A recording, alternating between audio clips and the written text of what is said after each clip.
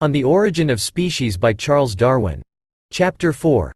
Natural Selection, or the Survival of the Fittest. 1. How will the struggle for existence, briefly discussed in the last chapter, act in regard to variation? Can the principle of selection, which we have seen is so potent in the hands of man, apply under nature? I think we shall see that it can act most efficiently. Let the endless number of slight variations and individual differences occurring in our domestic productions, and, in a lesser degree, in those under nature, be borne in mind, as well as the strength of the hereditary tendency. Under domestication, it may truly be said that the whole organization becomes in some degree plastic. But the variability, which we almost universally meet with in our domestic productions is not directly produced, as Hooker and Asa Gray have well remarked, by man. He can neither originate varieties nor prevent their occurrence, he can only preserve and accumulate such as do occur. Unintentionally he exposes organic beings to new and changing conditions of life, and variability ensues. But similar changes of conditions might and do occur under nature. Let it also be borne in mind how infinitely complex and close-fitting are the mutual relations of all organic beings to each other and to their physical conditions of life, and consequently what infinitely varied diversities of structure might be of use to each being under changing conditions of life. Can it then be thought improbable, seeing that variations useful to man have undoubtedly occurred, that other variations useful in some way to each being in the great and complex battle of life, should occur in the course of many successive generations? If such do occur, can we doubt, remembering that many more individuals are born than can possibly survive, that individuals having any advantage, however slight, over others, would have the best chance of surviving and procreating their kind? On the other hand, we may feel sure that any variation in the least degree injurious would be rigidly destroyed. This preservation of favorable individual differences and variations, and the destruction of those which are injurious, I have called natural selection, or the survival of the fittest. Variations neither useful nor injurious would not be affected by natural selection, and would be left either a fluctuating element, as perhaps we see in certain polymorphic species, or would ultimately become fixed, owing to the nature of the organism and the nature of the conditions. Several writers have misapprehended or objected to the term natural selection. Some have even imagined that natural selection induces variability, whereas it implies only the preservation of such variations as arise and are beneficial to the being under its conditions of life. No one objects to agriculturists speaking of the potent effects of man's selection, and in this case the individual differences given by nature, which man for some object selects, must of necessity first occur. Others have objected that the term selection implies conscious choice in the animals which become modified, and it has even been urged that, as plants have no volition, natural selection is not applicable to them. In the literal sense of the word, no doubt, natural selection is a false term, but whoever objected to chemists speaking of the elective affinities of the various elements? And yet an acid cannot strictly be said to elect the base with which it in preference combines. It has been said that I speak of natural selection as an active power or deity, but who objects to an author speaking of the attraction of gravity as ruling the movements of the planets? Everyone knows what is meant and is implied by such metaphorical expressions, and they are almost necessary for brevity. So again it is difficult to avoid personifying the word nature, but I mean by nature only the aggregate action and product of many natural laws, and by laws the sequence of events as ascertained by us. With a little familiarity such superficial objections will be forgotten. We shall best understand the probable course of natural selection by taking the case of a country undergoing some slight physical change, for instance, of climate. The proportional numbers of its inhabitants will almost immediately undergo a change, and some species will probably become extinct.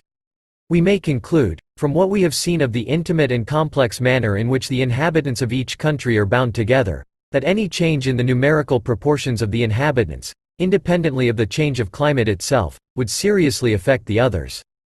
If the country were open on its borders, new forms would certainly immigrate, and this would likewise seriously disturb the relations of some of the former inhabitants. Let it be remembered how powerful the influence of a single introduced tree or mammal has been shown to be. But in the case of an island, or of a country partly surrounded by barriers, into which new and better adapted forms could not freely enter, we should then have places in the economy of nature which would assuredly be better filled up if some of the original inhabitants were in some manner modified. For, had the area been open to immigration, these same places would have been seized on by intruders. In such cases, slight modifications, which in any way favored the individuals of any species, by better adapting them to their altered conditions, would tend to be preserved, and natural selection would have free scope for the work of improvement.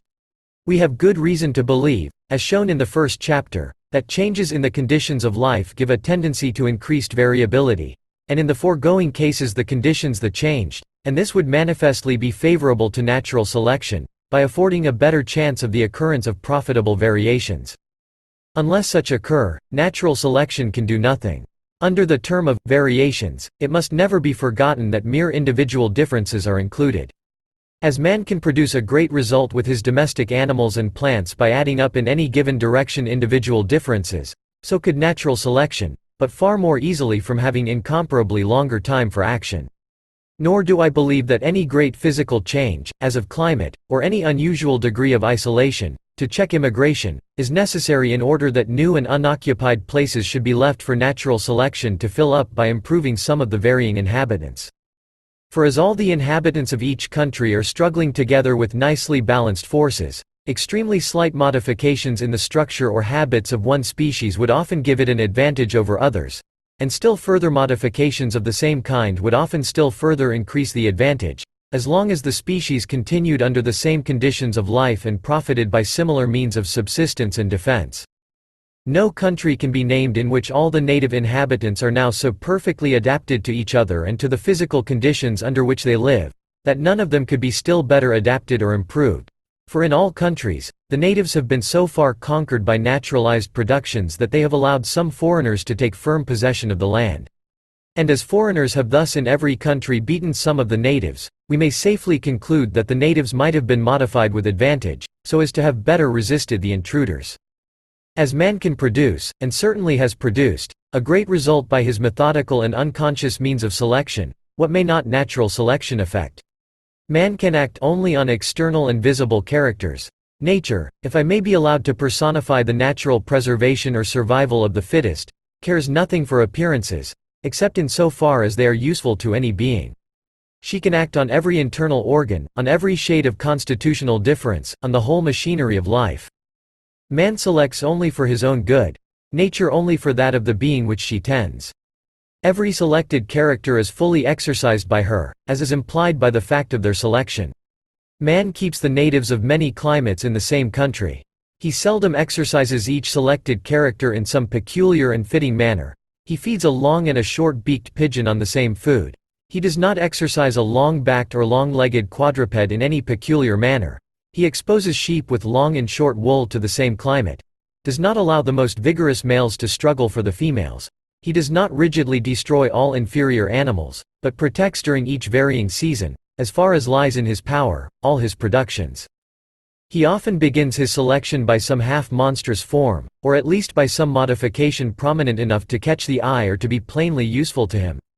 Under nature, the slightest differences of structure or constitution may well turn the nicely balanced scale in the struggle for life, and so be preserved. How fleeting are the wishes and efforts of man! How short his time, and consequently how poor will be his results, compared with those accumulated by nature during whole geological periods. Can we wonder, then, that nature's productions should be far truer in character than man's productions, that they should be infinitely better adapted to the most complex conditions of life, and should plainly bear the stamp of far higher workmanship? It may metaphorically be said that natural selection is daily and hourly scrutinizing, throughout the world, the slightest variations, rejecting those that are bad, preserving and adding up all that are good, silently and insensibly working, whenever and wherever opportunity offers, at the improvement of each organic being in relation to its organic and inorganic conditions of life.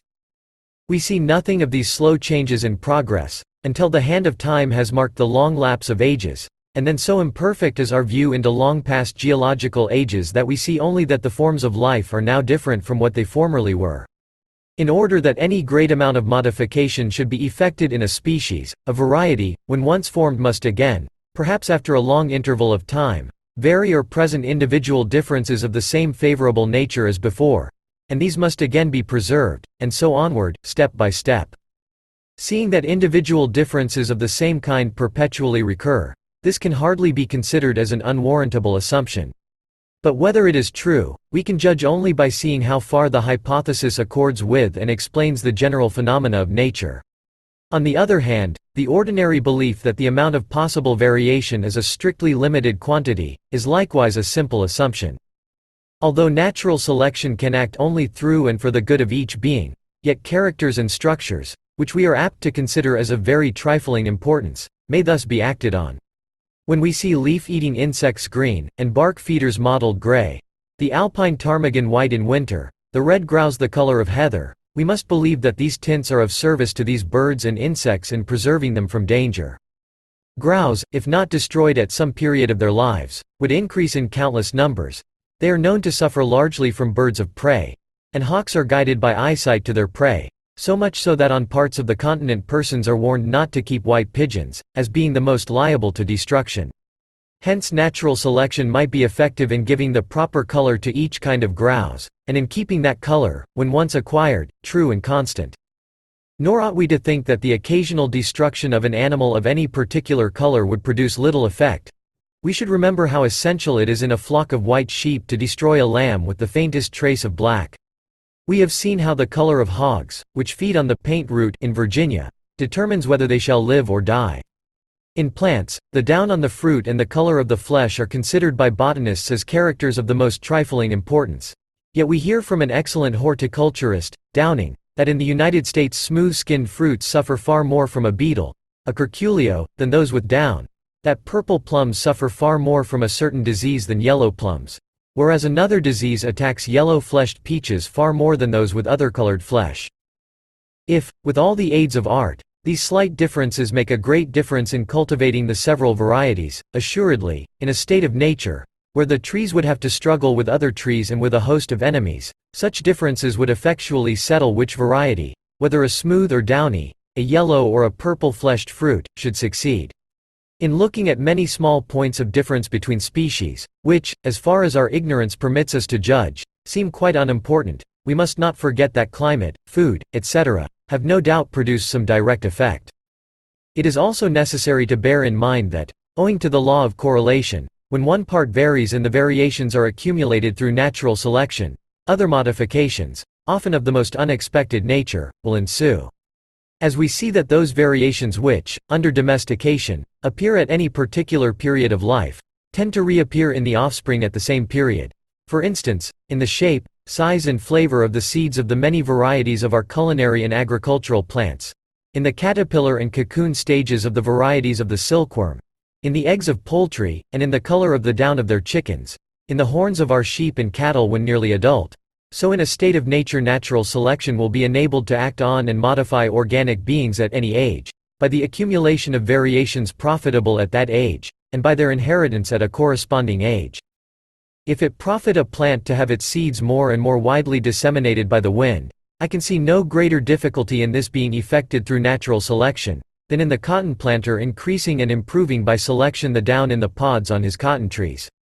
Natural selection may modify and adapt the larva of an insect to a score of contingencies, wholly different from those which concern the mature insect, and these modifications may affect, through correlation, the structure of the adult.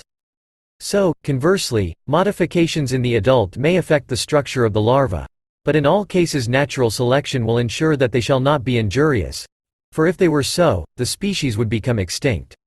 Natural selection will modify the structure of the young in relation to the parent and of the parent in relation to the young. In social animals it will adapt the structure of each individual for the benefit of the whole community, if the community profits by the selected change. What natural selection cannot do, is to modify the structure of one species, without giving it any advantage, for the good of another species, and though statements to this effect may be found in works of natural history, I cannot find one case which will bear investigation. A structure used only once in an animal's life, if of high importance to it, might be modified to any extent by natural selection. For instance, the great jaws possessed by certain insects, used exclusively for opening the cocoon, or the hard tip to the beak of unhatched birds, used for breaking the eggs. It has been asserted, that of the best short-beaked tumbler pigeons a greater number perish in the egg than are able to get out of it, so that fanciers assist in the act of hatching. Now, if nature had to make the beak of a full-grown pigeon very short for the bird's own advantage, the process of modification would be very slow, and there would be simultaneously the most rigorous selection of all the young birds within the egg, which had the most powerful and hardest beaks, for all with weak beaks would inevitably perish. Or, more delicate and more easily broken shells might be selected, the thickness of the shell being known to vary like every other structure. It may be well here to remark that with all beings there must be much fortuitous destruction, which can have little or no influence on the course of natural selection. For instance, a vast number of eggs or seeds are annually devoured, and these could be modified through natural selection only if they varied in some manner which protected them from their enemies. Yet many of these eggs or seeds would perhaps, if not destroyed, have yielded individuals better adapted to their conditions of life than any of those which happened to survive.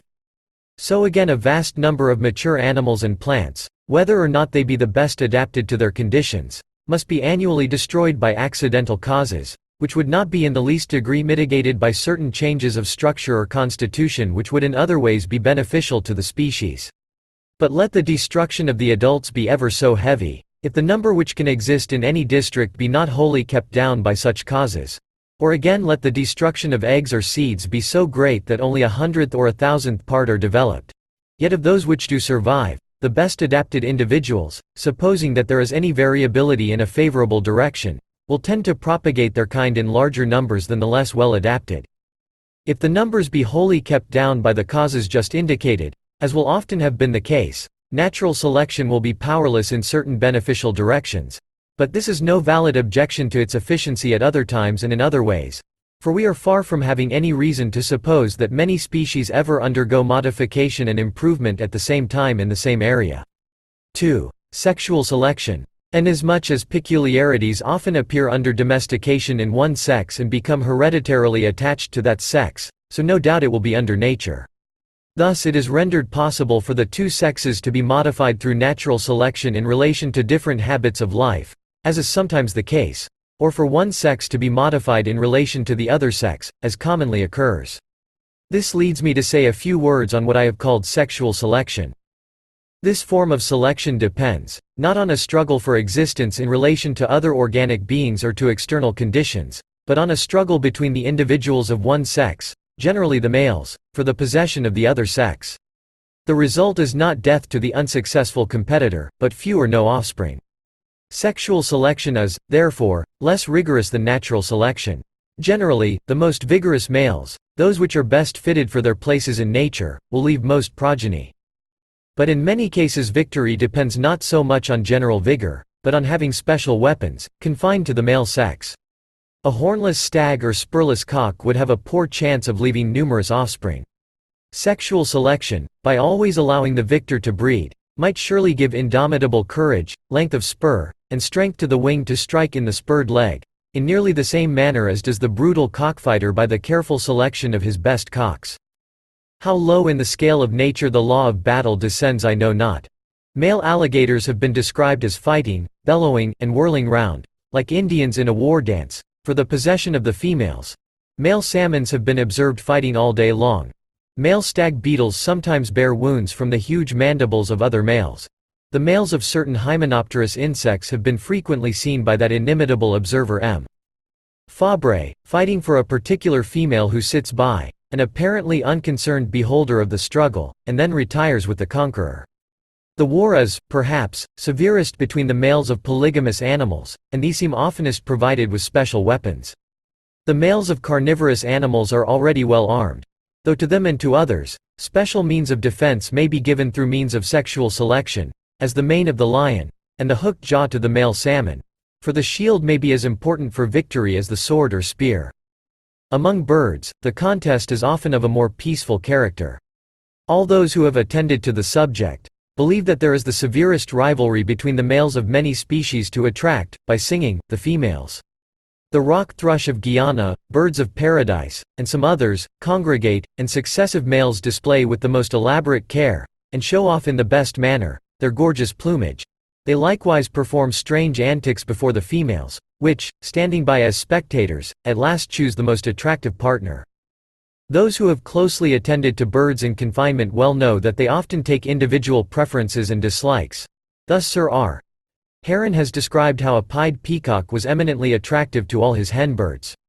I cannot here enter on the necessary details. But if man can in a short time give beauty and an elegant carriage to his bantams, according to his standard of beauty, I can see no good reason to doubt that female birds, by selecting, during thousands of generations, the most melodious or beautiful males, according to their standard of beauty, might produce a marked effect. Some well-known laws, with respect to the plumage of male and female birds, in comparison with the plumage of the young, can partly be explained through the action of sexual selection on variations occurring at different ages, and transmitted to the males alone or to both sexes at corresponding ages, but I have not space here to enter on this subject. Thus it is, as I believe, that when the males and females of any animal have the same general habits of life, but differ in structure, color, or ornament, such differences have been mainly caused by sexual selection. That is, by individual males having had, in successive generations, some slight advantage over other males in their weapons, means of defense, or charms, which they have transmitted to their male offspring alone. Yet, I would not wish to attribute all sexual differences to this agency, for we see in our domestic animals peculiarities arising and becoming attached to the male sex, which apparently have not been augmented through selection by man. The tuft of hair on the breast of the wild turkey cock cannot be of any use, and it is doubtful whether it can be ornamental in the eyes of the female bird. Indeed, had the tuft appeared under domestication it would have been called a monstrosity. 3. Illustrations of the action of natural selection, or the survival of the fittest. In order to make it clear how, as I believe, natural selection acts, I must beg permission to give one or two imaginary illustrations. Let us take the case of a wolf, which preys on various animals, securing some by craft, some by strength, and some by fleetness, and let us suppose that the fleetest prey, a deer for instance, had from any change in the country increased in numbers, or that other prey had decreased in numbers, during that season of the year when the wolf was hardest pressed for food.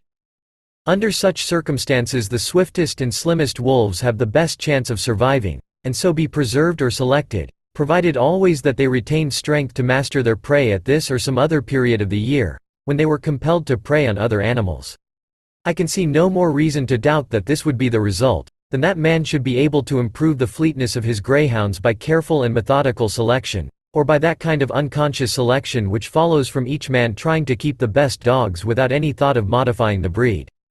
I may add that, according to Mr. Pierce, there are two varieties of the wolf inhabiting the Catskill Mountains, in the United States, one with a light greyhound-like form, which pursues deer, and the other more bulky, with shorter legs, which more frequently attacks the shepherd's flocks.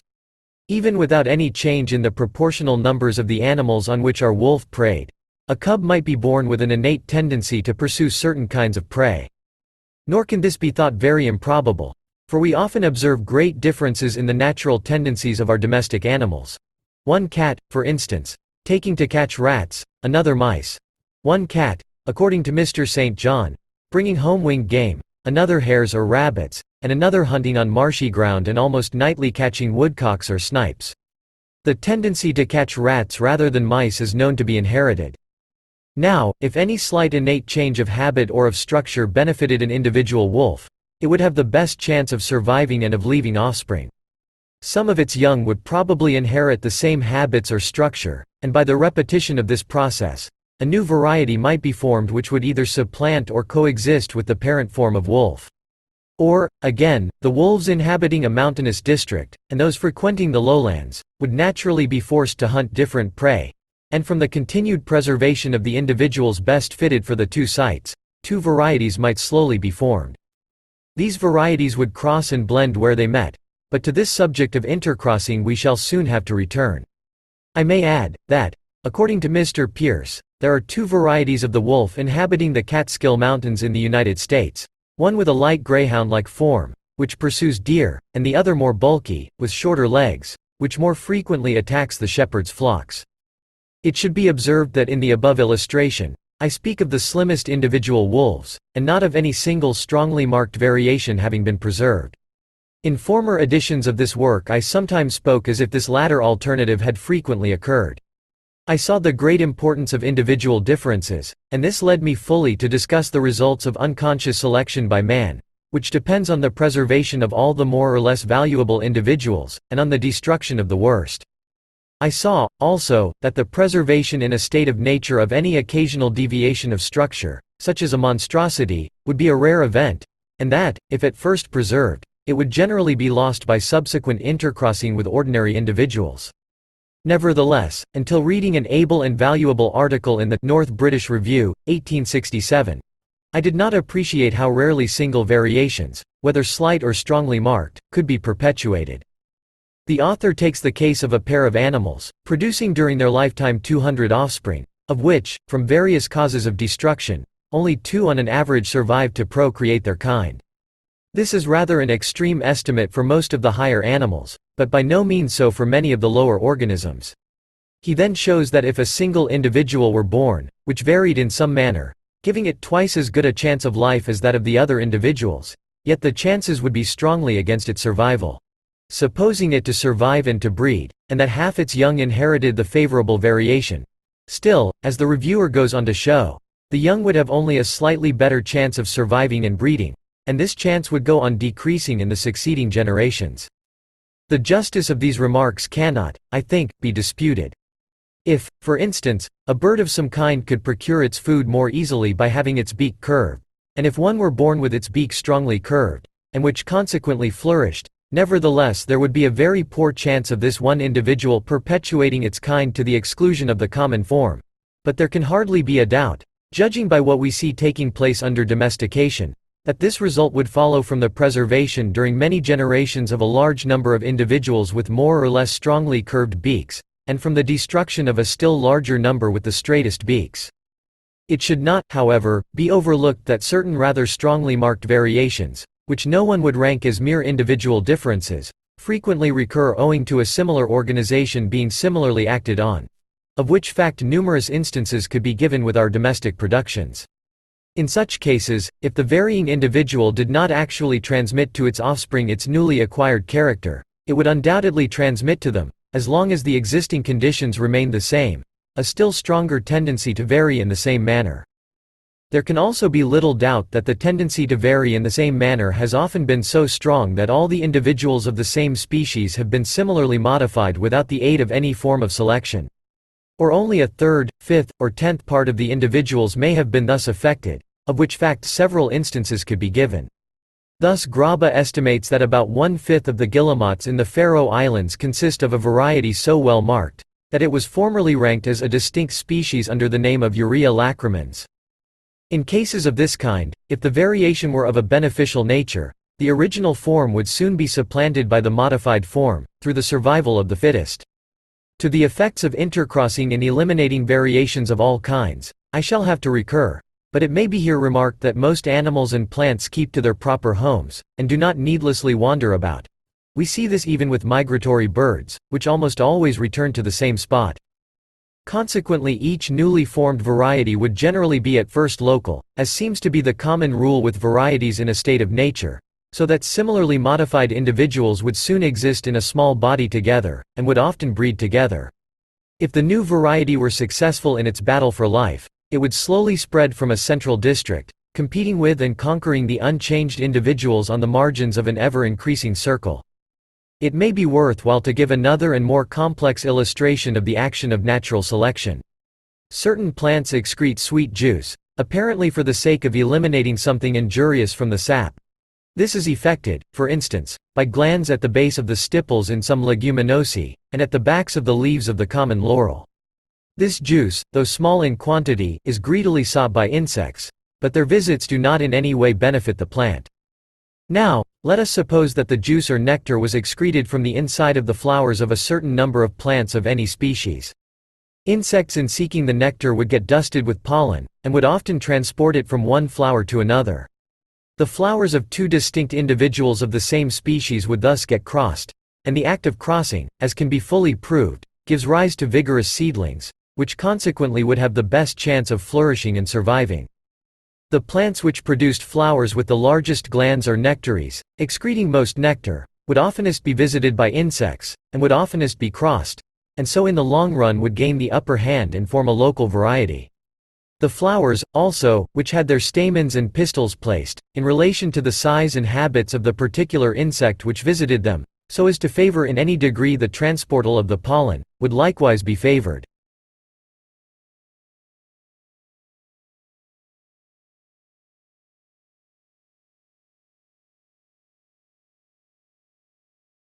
We might have taken the case of insects visiting flowers for the sake of collecting pollen instead of nectar, and as pollen is formed for the sole purpose of fertilization, its destruction appears to be a simple loss to the plant.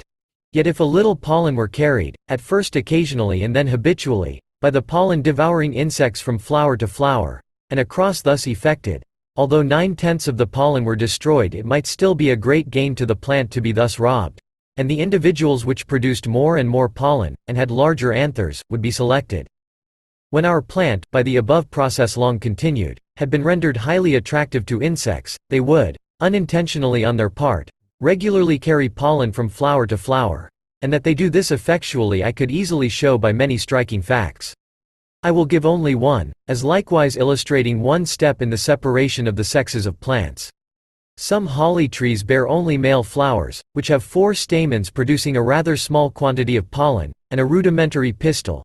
Other holly trees bear only female flowers. These have a full-sized pistil, and 4 stamens with shriveled anthers, in which not a grain of pollen can be detected.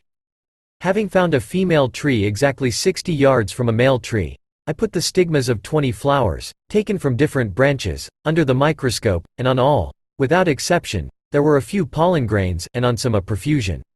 As the wind had set for several days from the female to the male tree, the pollen could not thus have been carried. The weather had been cold and boisterous and therefore not favorable to bees. Nevertheless, every female flower which I examined had been effectually fertilized by the bees, which had flown from tree to tree in search of nectar. But to return to our imaginary case, as soon as the plant had been rendered so highly attractive to insects that pollen was regularly carried from flower to flower, another process might commence. No naturalist doubts the advantage of what has been called the physiological division of labor, hence we may believe that it would be advantageous to a plant to produce stamens alone in one flower or on one whole plant, and pistils alone in another flower or on another plant. In plants under culture and placed under new conditions of life, sometimes the male organs and sometimes the female organs become more or less impotent. Now if we suppose this to occur in ever so slight a degree under nature, then, as pollen is already carried regularly from flower to flower, and as a more complete separation of the sexes of our plant would be advantageous on the principle of the division of labor, individuals with this tendency more and more increased, would be continually favored or selected, until at last a complete separation of the sexes might be effected. It would take up too much space to show the various steps, through dimorphism and other means, by which the separation of the sexes in plants of various kinds is apparently now in progress, but I may add that some of the species of holly in North America are, according to Asa Gray, in an exactly intermediate condition, or, as he expresses it, are more or less dioeciously polygamous. Let us now turn to the nectar-feeding insects. We may suppose the plant of which we have been slowly increasing the nectar by continued selection, to be a common plant, and that certain insects depended in main part on its nectar for food. I could give many facts showing how anxious bees are to save time. For instance, their habit of cutting holes and sucking the nectar at the bases of certain flowers, which with a very little more trouble they can enter by the mouth. Bearing such facts in mind, it may be believed that under certain circumstances individual differences in the curvature or length of the proboscis, etc., too slight to be appreciated by us, might profit a bee or other insect, so that certain individuals would be able to obtain their food more quickly than others, and thus the communities to which they belonged would flourish and throw off many swarms inheriting the same peculiarities. The tubes of the corolla of the common red or incarnate clovers, Trifolium pratense and incarnatum, do not on a hasty glance appear to differ in length, yet the hive bee can easily suck the nectar out of the incarnate clover, but not out of the common red clover, which is visited by humble bees alone, so that whole fields of the red clover offer in vain an abundant supply of precious nectar to the hive bee. That this nectar is much liked by the hive bee is certain, for I have repeatedly seen, but only in the autumn, many hive bees sucking the flowers through holes bitten in the base of the tube by humble bees. The difference in the length of the corolla in the two kinds of clover, which determines the visits of the hive bee, must be very trifling, for I have been assured that when red clover has been mown, the flowers of the second crop are somewhat smaller, and that these are visited by many hive bees. I do not know whether this statement is accurate, nor whether another published statement can be trusted, namely, that the Ligurian bee, which is generally considered a mere variety of the common hive bee, and which freely crosses with it, is able to reach and suck the nectar of the red clover. Thus, in a country where this kind of clover abounded, it might be a great advantage to the hive bee to have a slightly longer or differently constructed proboscis. On the other hand, as the fertility of this clover absolutely depends on bees visiting the flowers, if humble bees were to become rare in any country, it might be a great advantage to the plant to have a shorter or more deeply divided corolla, so that the hive bees should be enabled to suck its flowers. Thus I can understand how a flower and a bee might slowly become, either simultaneously or one after the other, modified and adapted to each other in the most perfect manner, by the continued preservation of all the individuals which presented slight deviations of structure mutually favorable to each other. I am well aware that this doctrine of natural selection, exemplified in the above imaginary instances, is open to the same objections which were first urged against Sir Charles Lyell's noble views on the modern changes of the earth, as illustrative of geology, but we now seldom hear the agencies which we see still at work, spoken of as trifling and insignificant, when used in explaining the excavation of the deepest valleys or the formation of long lines of inland cliffs. Natural selection acts only by the preservation and accumulation of small inherited modifications, each profitable to the preserved being, and as modern geology has almost banished such views as the excavation of a great valley by a single diluvial wave, so will natural selection banish the belief of the continued creation of new organic beings, or of any great and sudden modification in their structure. 4. On the intercrossing of individuals. I must here introduce a short digression.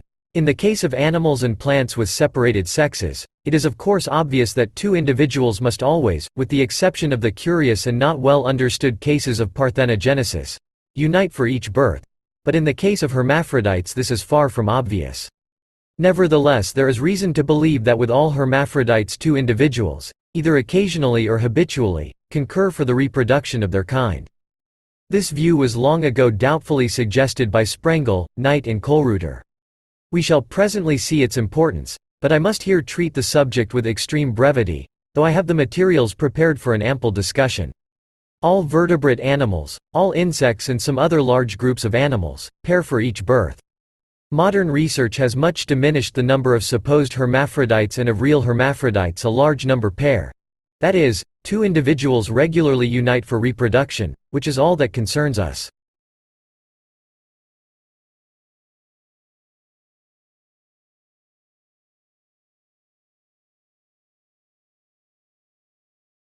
But still there are many hermaphrodite animals which certainly do not habitually pair, and a vast majority of plants are hermaphrodites.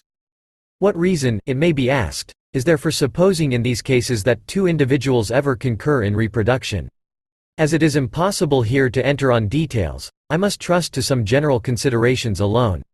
In the first place, I have collected so large a body of facts, and made so many experiments, showing, in accordance with the almost universal belief of breeders, that with animals and plants a cross between different varieties, or between individuals of the same variety but of another strain, gives vigor and fertility to the offspring, and on the other hand, that close interbreeding diminishes vigor and fertility. That these facts alone incline me to believe that it is a general law of nature that no organic being fertilizes itself for a perpetuity of generations, but that a cross with another individual is occasionally, perhaps at long intervals of time, indispensable. On the belief that this is a law of nature, we can, I think, understand several large classes of facts, such as the following, which on any other view are inexplicable. Every hybridizer knows how unfavorable exposure to wet is to the fertilization of a flower, yet what a multitude of flowers have their anthers and stigmas fully exposed to the weather. If an occasional cross be indispensable, notwithstanding that the plant's own anthers and pistil stand so near each other as almost to ensure self-fertilization, the fullest freedom for the entrance of pollen from another individual will explain the above state of exposure of the organs. Many flowers, on the other hand, have their organs of fructification closely enclosed, as in the great Papilionaceous or pea family, but these almost invariably present beautiful and curious adaptations in relation to the visits of insects. So necessary are the visits of bees to many Papilionaceous flowers, that their fertility is greatly diminished if these visits be prevented. Now, it is scarcely possible for insects to fly from flower to flower, and not to carry pollen from one to the other, to the great good of the plant. Insects act like a camel hair pencil, and it is sufficient, to ensure fertilization, just to touch with the same brush the anthers of one flower and then the stigma of another, but it must not be supposed that bees would thus produce a multitude of hybrids between distinct species, For if a plant's own pollen and that from another species are placed on the same stigma, the former is so prepotent that it invariably and completely destroys, as has been shown by Gartner, the influence of the foreign pollen. When the stamens of a flower suddenly spring towards the pistil, or slowly move one after the other towards it, the contrivance seems adapted solely to ensure self-fertilization, and no doubt it is useful for this end. But the agency of insects is often required to cause the stamens to spring forward, as Kohlreuter has shown to be the case with the barberry. And in this very genus, which seems to have a special contrivance for self-fertilization, it is well known that, if closely allied forms or varieties are planted near each other, it is hardly possible to raise pure seedlings, so largely do they naturally cross.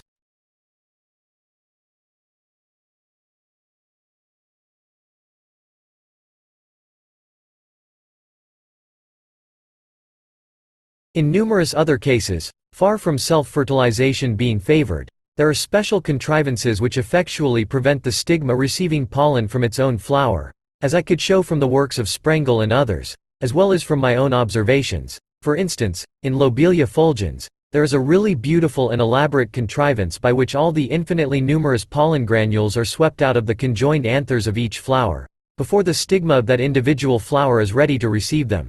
And as this flower is never visited, at least in my garden, by insects, it never sets a seed, though by placing pollen from one flower on the stigma of another, I raise plenty of seedlings. Another species of Lobelia, which is visited by bees, seeds freely in my garden. In very many other cases, though there is no special mechanical contrivance to prevent the stigma receiving pollen from the same flower, yet, as Sprengel, and more recently Hildebrand and others have shown, and as I can confirm, either the anthers burst before the stigma is ready for fertilization, or the stigma is ready before the pollen of that flower is ready, so that these so-named dichogamous plants have in fact separated sexes, and must habitually be crossed. So it is with the reciprocally dimorphic and trimorphic plants previously alluded to. How strange are these facts! How strange that the pollen and stigmatic surface of the same flower, though placed so close together, as if for the very purpose of self-fertilization, should be in so many cases mutually useless to each other.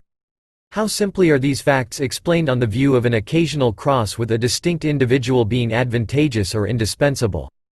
If several varieties of the cabbage, radish, onion, and of some other plants, be allowed to seed near each other, a large majority of the seedlings thus raised turn out, as I found, mongrels. For instance, I raised 233 seedling cabbages from some plants of different varieties growing near each other, and of these only 78 were true to their kind, and some even of these were not perfectly true. Yet the pistil of each cabbage flower is surrounded not only by its own 6 stamens but by those of the many other flowers on the same plant, and the pollen of each flower readily gets on its stigma without insect agency. For I have found that plants carefully protected from insects produce the full number of pods. How, then, comes it that such a vast number of the seedlings are mongrelized? It must arise from the pollen of a distinct variety having a prepotent effect over the flower's own pollen, and that this is part of the general law of good being derived from the intercrossing of distinct individuals of the same species. When distinct species are crossed, the case is reversed, for a plant's own pollen is always prepotent over foreign pollen, but to this subject we shall return in a future chapter. In the case of a large tree covered with innumerable flowers, it may be objected that pollen could seldom be carried from tree to tree, and at most only from flower to flower on the same tree, and flowers on the same tree can be considered as distinct individuals only in a limited sense. I believe this objection to be valid, but that nature has largely provided against it by giving to trees a strong tendency to bear flowers with separated sexes. When the sexes are separated, although the male and female flowers may be produced on the same tree, pollen must be regularly carried from flower to flower, and this will give a better chance of pollen being occasionally carried from tree to tree. That trees belonging to all orders have their sexes more often separated than other plants, I find to be the case in this country, and at my request Dr. Hooker tabulated the trees of New Zealand and Dr. Asa Gray those of the United States, and the result was as I anticipated. On the other hand, Dr. Hooker informs me that the rule does not hold good in Australia. But if most of the Australian trees are dichogamous, the same result would follow as if they bore flowers with separated sexes. I have made these few remarks on trees simply to call attention to the subject. Turning for a brief space to animals. Various terrestrial species are hermaphrodites, such as the land mollusca and earthworms, but these all pair. As yet I have not found a single terrestrial animal which can fertilize itself. This remarkable fact, which offers so strong a contrast with terrestrial plants, is intelligible on the view of an occasional cross being indispensable, for owing to the nature of the fertilizing element there are no means, analogous to the action of insects and of the wind with plants, by which an occasional cross could be effected with terrestrial animals without the concurrence of two individuals. Of aquatic animals, there are many self-fertilizing hermaphrodites, but here the currents of water offer an obvious means for an occasional cross. As in the case of flowers, I have as yet failed, after consultation with one of the highest authorities, namely, Professor Huxley, to discover a single hermaphrodite animal with the organs of reproduction so perfectly enclosed that access from without, and the occasional influence of a distinct individual, can be shown to be physically impossible. Cirripedes long appeared to me to present, under this point of view, a case of great difficulty, but I have been enabled, by a fortunate chance, to prove that two individuals, though both are self-fertilizing hermaphrodites, do sometimes cross. It must have struck most naturalists as a strange anomaly that, both with animals and plants, some species of the same family and even of the same genus, though agreeing closely with each other in their whole organization, are hermaphrodites, and some unisexual. But if, in fact, all hermaphrodites do occasionally intercross, the difference between them and unisexual species is, as far as function is concerned, very small. From these several considerations and from the many special facts which I have collected, but which I am unable here to give, it appears that with animals and plants an occasional intercross between distinct individuals is a very general, if not universal, law of nature. 5. Circumstances favorable for the production of new forms through natural selection. This is an extremely intricate subject. A great amount of variability, under which term individual differences are always included, will evidently be favorable. A large number of individuals, by giving a better chance within any given period for the appearance of profitable variations, will compensate for a lesser amount of variability in each individual, and is, I believe, a highly important element of success. Though nature grants long periods of time for the work of natural selection, she does not grant an indefinite period, for as all organic beings are striving to seize on each place in the economy of nature, if any one species does not become modified and improved in a corresponding degree with its competitors it will be exterminated. Unless favorable variations be inherited by some at least of the offspring, nothing can be effected by natural selection.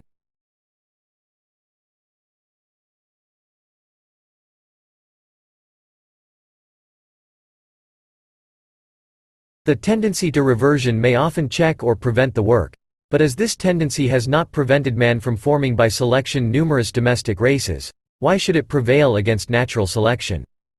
In the case of methodical selection, a breeder selects for some definite object, and if the individuals be allowed freely to intercross, his work will completely fail.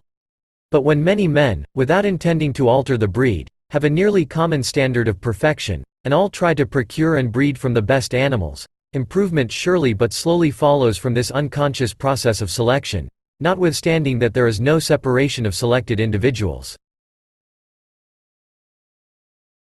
Thus it will be under nature, for within a confined area, with some place in the natural polity not perfectly occupied, all the individuals varying in the right direction, though in different degrees, will tend to be preserved.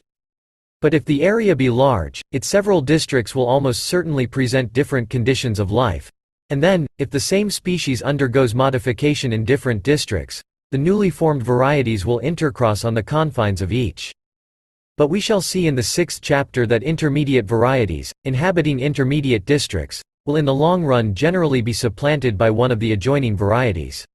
Intercrossing will chiefly affect those animals which unite for each birth and wander much, and which do not breed at a very quick rate. Hence with animals of this nature, for instance birds, varieties will generally be confined to separated countries, and this I find to be the case. With hermaphrodite organisms which cross only occasionally, and likewise with animals which unite for each birth, but which wander little and can increase at a rapid rate, a new and improved variety might be quickly formed on any one spot, and might there maintain itself in a body and afterward spread, so that the individuals of the new variety would chiefly cross together. On this principle nurserymen always prefer saving seed from a large body of plants, as the chance of intercrossing is thus lessened. Even with animals which unite for each birth, and which do not propagate rapidly, we must not assume that free intercrossing would always eliminate the effects of natural selection. For I can bring forward a considerable body of facts showing that within the same area two varieties of the same animal may long remain distinct, from haunting different stations, from breeding at slightly different seasons, or from the individuals of each variety preferring to pair together.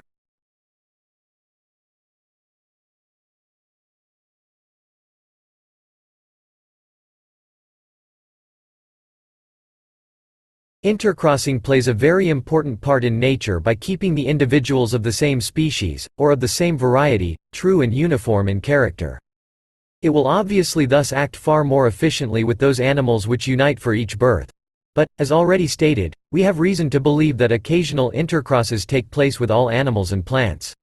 Even if these take place only at long intervals of time, the young thus produced will gain so much in vigor and fertility over the offspring from long continued self-fertilization, that they will have a better chance of surviving and propagating their kind, and thus in the long run the influence of crosses, even at rare intervals, will be great. With respect to organic beings extremely low in the scale, which do not propagate sexually, nor conjugate, and which cannot possibly intercross, uniformity of character can be retained by them under the same conditions of life, only through the principle of inheritance, and through natural selection which will destroy any individuals departing from the proper type. If the conditions of life change and the form undergoes modification, uniformity of character can be given to the modified offspring, solely by natural selection preserving similar favorable variations. Isolation also is an important element in the modification of species through natural selection. In a confined or isolated area, if not very large, the organic and inorganic conditions of life will generally be almost uniform, so that natural selection will tend to modify all the varying individuals of the same species in the same manner. Intercrossing with the inhabitants of the surrounding districts will also be thus prevented.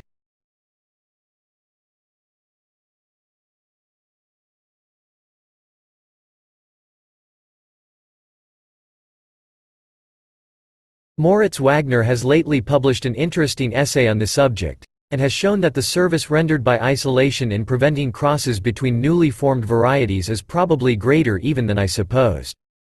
But from reasons already assigned I can by no means agree with this naturalist, that migration and isolation are necessary elements for the formation of new species. The importance of isolation is likewise great in preventing, after any physical change in the conditions, such as of climate, elevation of the land, etc., the immigration of better adapted organisms, and thus new places in the natural economy of the district will be left open to be filled up by the modification of the old inhabitants. Lastly, isolation will give time for a new variety to be improved at a slow rate, and this may sometimes be of much importance. If, however, an isolated area be very small, either from being surrounded by barriers, or from having very peculiar physical conditions, the total number of the inhabitants will be small, and this will retard the production of new species through natural selection, by decreasing the chances of favorable variations arising. The mere lapse of time by itself does nothing, either for or against natural selection. I state this because it has been erroneously asserted that the element of time has been assumed by me to play an all-important part in modifying species, as if all the forms of life were necessarily undergoing change through some innate law. Lapse of time is only so far important, and its importance in this respect is great, that it gives a better chance of beneficial variations arising and of their being selected, accumulated, and fixed. It likewise tends to increase the direct action of the physical conditions of life, in relation to the constitution of each organism. If we turn to nature to test the truth of these remarks, and look at any small isolated area, such as an oceanic island, although the number of the species inhabiting it is small, as we shall see in our chapter on geographical distribution, yet of these species a very large proportion are endemic, that is, have been produced there and nowhere else in the world. Hence an oceanic island at first sight seems to have been highly favorable for the production of new species. But we may thus deceive ourselves, for to ascertain whether a small isolated area, or a large open area like a continent, has been most favorable for the production of new organic forms, we ought to make the comparison within equal times, and this we are incapable of doing. Although isolation is of great importance in the production of new species, on the whole I am inclined to believe that largeness of area is still more important, especially for the production of species which shall prove capable of enduring for a long period, and of spreading widely. Throughout a great and open area, not only will there be a better chance of favorable variations, arising from the large number of individuals of the same species there supported, but the conditions of life are much more complex from the large number of already existing species, and if some of these many species become modified and improved, others will have to be improved in a corresponding degree, or they will be exterminated.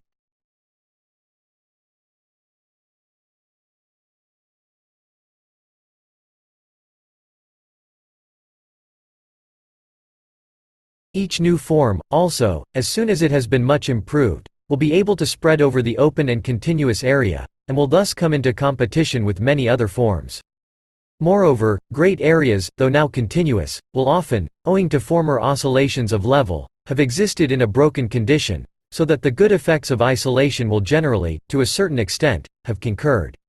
Finally, I conclude that, although small isolated areas have been in some respects highly favorable for the production of new species, yet that the course of modification will generally have been more rapid on large areas, and what is more important, that the new forms produced on large areas, which already have been victorious over many competitors, will be those that will spread most widely, and will give rise to the greatest number of new varieties and species.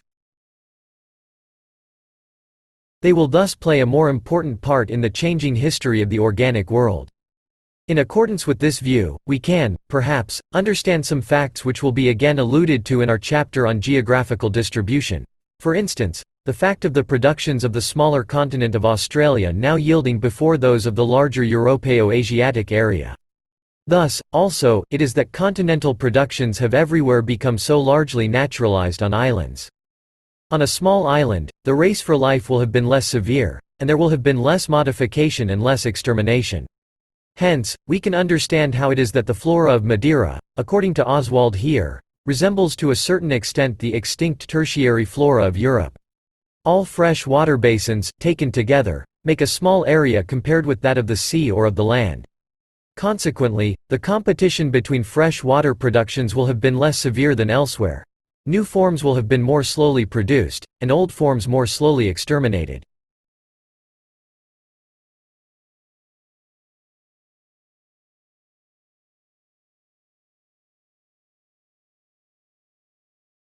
And it is in fresh water basins that we find 7 genera of ganoid fishes, remnants of a once preponderant order. And in fresh water we find some of the most anomalous forms now known in the world, as the Ornithorhynchus and Lepidosiren, which, like fossils, connect to a certain extent orders at present widely separated in the natural scale. These anomalous forms may be called living fossils. They have endured to the present day, from having inhabited a confined area, and from having been exposed to less varied, and therefore less severe, competition. To sum up, as far as the extreme intricacy of the subject permits, the circumstances favorable and unfavorable for the production of new species through natural selection. I conclude that for terrestrial productions a large continental area, which has undergone many oscillations of level, will have been the most favorable for the production of many new forms of life, fitted to endure for a long time and to spread widely.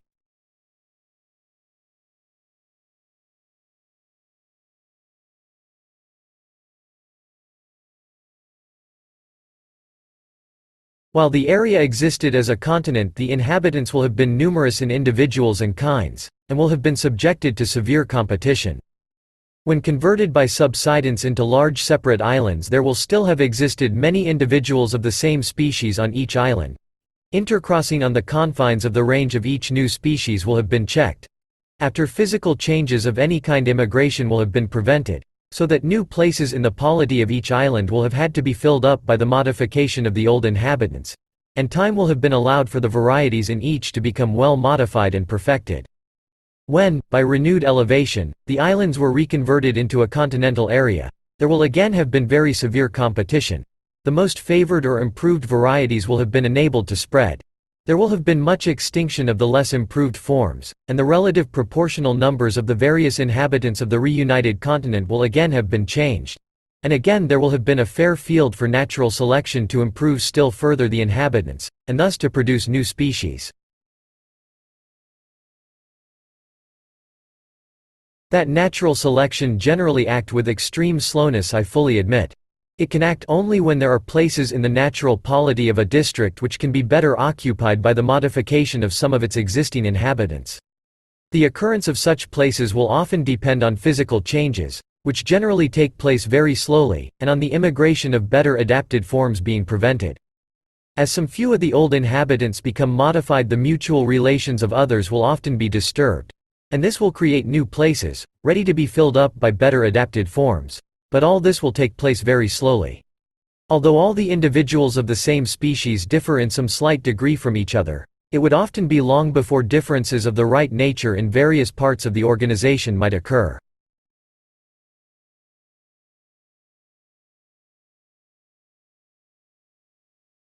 The result would often be greatly retarded by free intercrossing.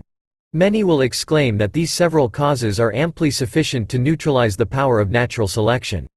I do not believe so. But I do believe that natural selection will generally act very slowly, only at long intervals of time, and only on a few of the inhabitants of the same region. I further believe that these slow, intermittent results accord well with what geology tells us of the rate and manner at which the inhabitants of the world have changed. Slow though the process of selection may be, if feeble man can do much by artificial selection, I can see no limit to the amount of change, to the beauty and complexity of the co-adaptations between all organic beings, one with another and with their physical conditions of life, which may have been effected in the long course of time through nature's power of selection, that is by the survival of the fittest. 6. Extinction caused by natural selection. This subject will be more fully discussed in our chapter on geology, but it must here be alluded to from being intimately connected with natural selection. Natural selection acts solely through the preservation of variations in some way advantageous, which consequently endure.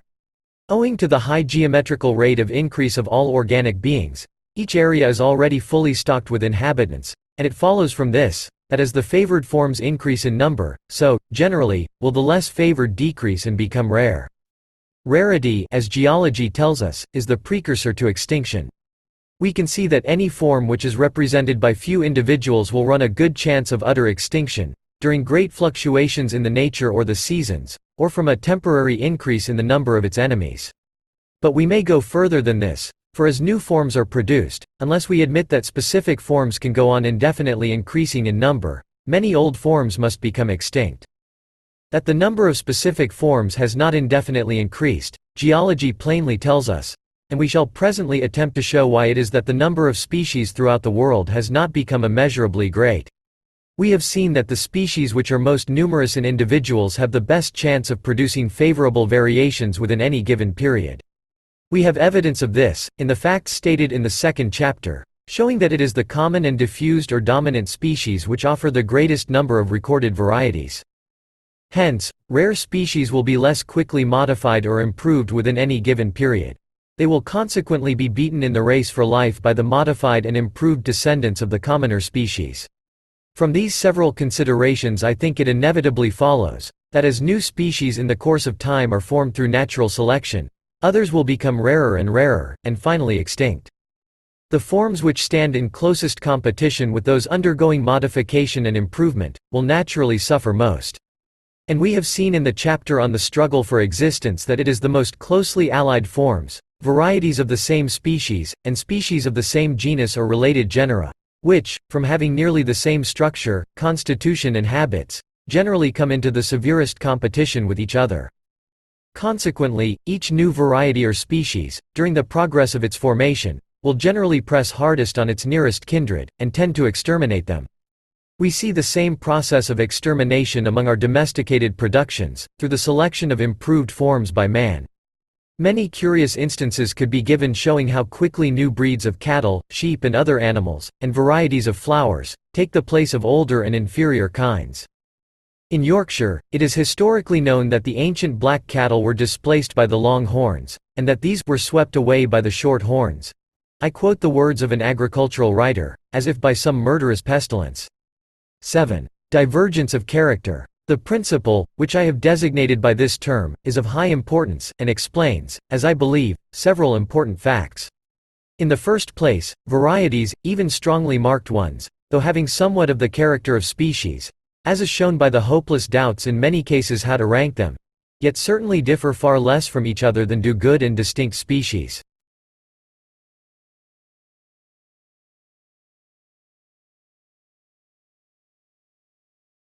Nevertheless, according to my view, varieties are species in the process of formation, or are, as I have called them, incipient species. How, then, does the lesser difference between varieties become augmented into the greater difference between species?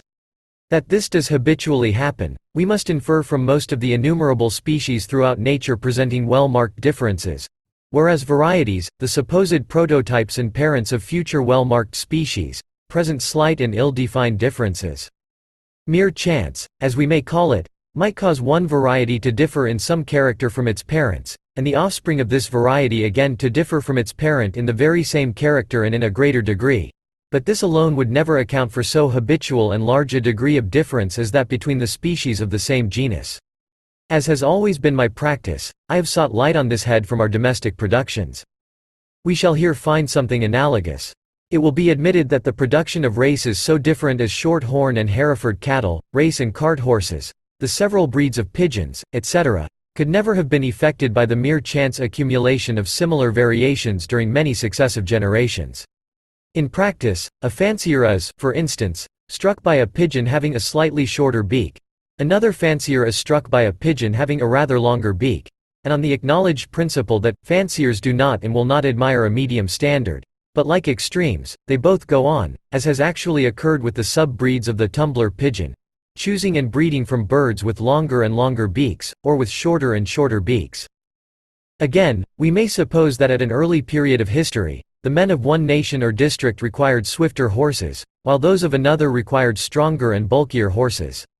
The early differences would be very slight, but, in the course of time, from the continued selection of swifter horses in the one case, and of stronger ones in the other, the differences would become greater, and would be noted as forming two sub-breeds.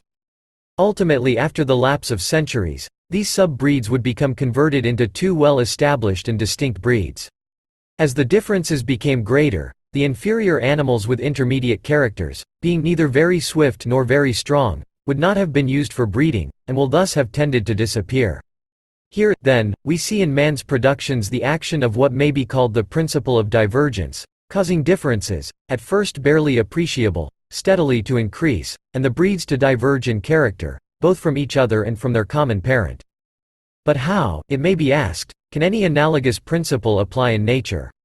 I believe it can and does apply most efficiently, though it was a long time before I saw how, from the simple circumstance that the more diversified the descendants from any one species become in structure, constitution, and habits, by so much will they be better enabled to seize on many and widely diversified places in the polity of nature, and so be enabled to increase in numbers. We can clearly discern this in the case of animals with simple habits. Take the case of a carnivorous quadruped, of which the number that can be supported in any country has long ago arrived at its full average. If its natural power of increase be allowed to act, it can succeed in increasing, the country not undergoing any change in conditions, only by its varying descendants seizing on places at present occupied by other animals. Some of them, for instance, being enabled to feed on new kinds of prey, either dead or alive, some inhabiting new stations, climbing trees, frequenting water, and some perhaps becoming less carnivorous. The more diversified in habits and structure the descendants of our carnivorous animals become, the more places they will be enabled to occupy. What applies to one animal will apply throughout all time to all animals. That is, if they vary, for otherwise natural selection can effect nothing. So it will be with plants. It has been experimentally proved that if a plot of ground be sown with one species of grass, and a similar plot be sown with several distinct genera of grasses, a greater number of plants and a greater weight of dry herbage can be raised in the latter than in the former case. The same has been found to hold good when one variety and several mixed varieties of wheat have been sown on equal spaces of ground. Hence, if any one species of grass were to go on varying, and the varieties were continually selected which differed from each other in the same manner, though in a very slight degree, as do the distinct species and genera of grasses, a greater number of individual plants of this species, including its modified descendants, would succeed in living on the same piece of ground. And we know that each species and each variety of grass is annually sowing almost countless seeds, and is thus striving, as it may be said, to the utmost to increase in number. Consequently, in the course of many thousand generations, the most distinct varieties of any one species of grass would have the best chance of succeeding and of increasing in numbers, and thus of supplanting the less distinct varieties, and varieties, when rendered very distinct from each other, take the rank of species. The truth of the principle that the greatest amount of life can be supported by great diversification of structure is seen under many natural circumstances. In an extremely small area, especially if freely open to immigration, and where the contest between individual and individual must be very severe, we always find great diversity in its inhabitants. For instance, I found that a piece of turf, 3 feet by 4 in size, which had been exposed for many years to exactly the same conditions, supported 20 species of plants, and these belonged to 18 genera and to 8 orders, which shows how much these plants differed from each other. So it is with the plants and insects on small and uniform islets, also in small ponds of fresh water. Farmers find that they can raise more food by a rotation of plants belonging to the most different orders. Nature follows what may be called a simultaneous rotation. Most of the animals and plants which live close round any small piece of ground could live on it, supposing its nature not to be in any way peculiar, and may be said to be striving to the utmost to live there. But, it is seen, that where they come into the closest competition, the advantages of diversification of structure, with the accompanying differences of habit and constitution, determine that the inhabitants, which thus jostle each other most closely, shall, as a general rule, belong to what we call different genera and orders. The same principle is seen in the naturalization of plants through man's agency in foreign lands. It might have been expected that the plants which would succeed in becoming naturalized in any land would generally have been closely allied to the indigenes, for these are commonly looked at as specially created and adapted for their own country. It might also, perhaps, have been expected that naturalized plants would have belonged to a few groups more especially adapted to certain stations in their new homes. But the case is very different, and Alf. de Candolle has well remarked, in his great and admirable work, that floras gain by naturalization, proportionally with the number of the native genera and species, far more in new genera than in new species. To give a single instance, in the last edition of Dr. Asa Gray's Manual of the Flora of the Northern United States, 260 naturalized plants are enumerated, and these belong to 162 genera. We thus see that these naturalized plants are of a highly diversified nature. They differ, moreover, to a large extent, from the indigenes, for out of the 162 naturalized genera, no less than 100 genera are not their indigenous, and thus a large proportional addition is made to the genera now living in the United States. By considering the nature of the plants or animals which have in any country struggled successfully with the indigenes, and have there become naturalized, we may gain some crude idea in what manner some of the natives would have had to be modified in order to gain an advantage over their compatriots. And we may at least infer that diversification of structure, amounting to new generic differences, would be profitable to them. The advantage of diversification of structure in the inhabitants of the same region is, in fact, the same as that of the physiological division of labor in the organs of the same individual body, a subject so well elucidated by Milne Edwards. No physiologist doubts that a stomach, by being adapted to digest vegetable matter alone, or flesh alone, draws most nutriment from these substances. So in the general economy of any land, the more widely and perfectly the animals and plants are diversified for different habits of life, so will a greater number of individuals be capable of their supporting themselves. A set of animals, with their organization but little diversified, could hardly compete with a set more perfectly diversified in structure. It may be doubted, for instance, whether the Australian marsupials, which are divided into groups differing but little from each other, and feebly representing, as Mr. Waterhouse and others have remarked, are carnivorous, ruminant, and rodent mammals, could successfully compete with these well-developed orders. In the Australian mammals, we see the process of diversification in an early and incomplete stage of development. 8. The probable effects of the action of natural selection through divergence of character and extinction, on the descendants of a common ancestor. After the foregoing discussion, which has been much compressed, we may assume that the modified descendants of any one species will succeed so much the better as they become more diversified in structure, and are thus enabled to encroach on places occupied by other beings. Now let us see how this principle of benefit being derived from divergence of character, combined with the principles of natural selection and of extinction, tends to act. The accompanying diagram will aid us in understanding this rather perplexing subject. Let A to L represent the species of a genus large in its own country. These species are supposed to resemble each other in unequal degrees, as is so generally the case in nature, and as is represented in the diagram by the letters standing at unequal distances. I have said a large genus, because as we saw in the second chapter, on an average more species vary in large genera than in small genera, and the varying species of the large genera present a greater number of varieties. We have, also, seen that the species, which are the commonest and most widely diffused, vary more than do the rare and restricted species. Let a be a common, widely diffused, and varying species, belonging to a genus large in its own country. The branching and diverging dotted lines of unequal lengths proceeding from a may represent its varying offspring. The variations are supposed to be extremely slight, but of the most diversified nature. They are not supposed all to appear simultaneously, but often after long intervals of time. Nor are they all supposed to endure for equal periods. Only those variations which are in some way profitable will be preserved or naturally selected. And here the importance of the principle of benefit derived from divergence of character comes in, for this will generally lead to the most different or divergent variations, represented by the outer dotted lines, being preserved and accumulated by natural selection. When a dotted line reaches one of the horizontal lines, and is there marked by a small numbered letter, a sufficient amount of variation is supposed to have been accumulated to form it into a fairly well-marked variety, such as would be thought worthy of record in a systematic work. The intervals between the horizontal lines in the diagram may represent each 1,000 or more generations.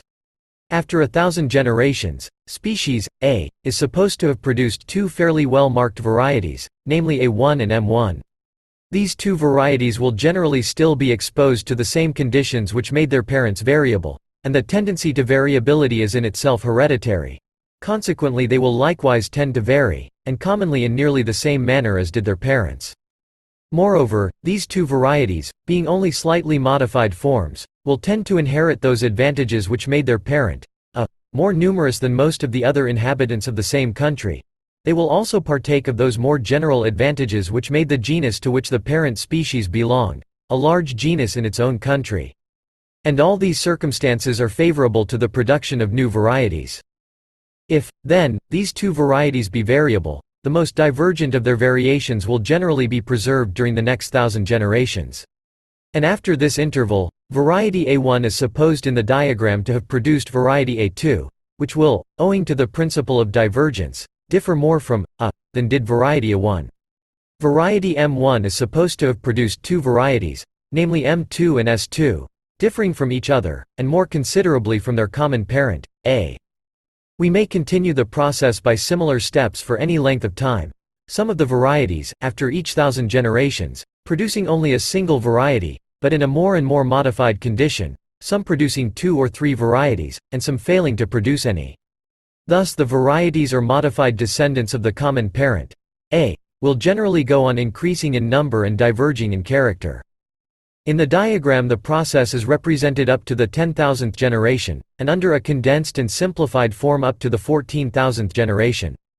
But I must here remark that I do not suppose that the process ever goes on so regularly as is represented in the diagram, though in itself made somewhat irregular, nor that it goes on continuously. It is far more probable that each form remains for long periods unaltered, and then again undergoes modification. Nor do I suppose that the most divergent varieties are invariably preserved. A medium form may often long endure, and may or may not produce more than one modified descendant. For natural selection will always act according to the nature of the places which are either unoccupied or not perfectly occupied by other beings, and this will depend on infinitely complex relations. But as a general rule, the more diversified in structure the descendants from any one species can be rendered, the more places they will be enabled to seize on, and the more their modified progeny will increase. In our diagram the line of succession is broken at regular intervals by small numbered letters marking the successive forms which have become sufficiently distinct to be recorded as varieties. But these breaks are imaginary, and might have been inserted anywhere, after intervals long enough to allow the accumulation of a considerable amount of divergent variation.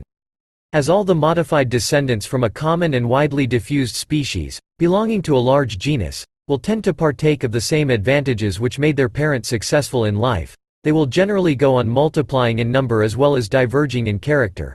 This is represented in the diagram by the several divergent branches proceeding from A. The modified offspring from the later and more highly improved branches in the lines of descent, will, it is probable, often take the place of, and so destroy, the earlier and less improved branches. This is represented in the diagram by some of the lower branches not reaching to the upper horizontal lines. In some cases, no doubt the process of modification will be confined to a single line of descent, and the number of modified descendants will not be increased, although the amount of divergent modification may have been augmented.